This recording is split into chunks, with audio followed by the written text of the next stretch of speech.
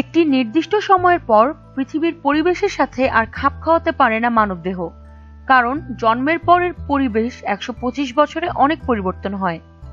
এই পরিবর্তনের সাথে যুদ্ধ করতে করতে বৃদ্ধ হয়ে যায় মানুষের দেহ। সম্প্রতি নতুন এক গবেষণায় দেখা যায় 125 বছর বয়সের পর আর বেঁচে থাকতে পারে না কোনো মানুষ। যদিও আগের দশকের মানুষের আয়ু অনেক বেশি ছিল, কিন্তু তার সীমারেখা কখনোই এই সংখ্যাকে ছাড়িয়ে যায়নি, অর্থাৎ মানুষের বেঁচে থাকার সীমা পূর্ব নির্ধারিত।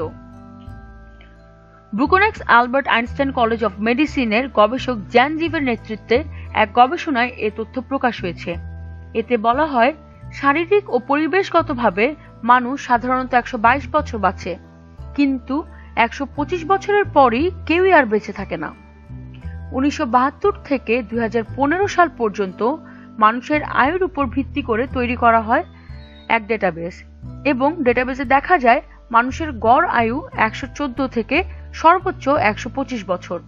এতে বলা হয়, গত 150 বছরে মানুষের গড় আয়ুর পরিমাণ বাড়তে দেখা গেলেও এর সীমা 100 বছর পর্যন্ত। এমনকি 1990 সাল থেকে বিশ্বের সবচেয়ে বয়স্ক ব্যক্তির আয়ু আর বাড়েনি। কিন্তু এক্ষেত্রে ব্যতিক্রম ফ্রান্সের নাগরিক জেনি ক্যালমেন্ট, যিনি গত 10,000 বছরের সর্বোচ্চ বয়স্ক ব্যক্তি হিসেবে রেকর্ড করেছিলেন।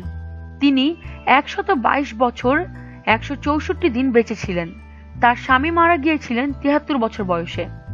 জেনি 100 বছরে সাইকেল চালাতেন, দিনে 2টি করে সিগারেট খেতেন এবং মৃত্যুর প্রায় 5 বছর আগে তিনি এই অভ্যাস ত্যাগ করেছিলেন।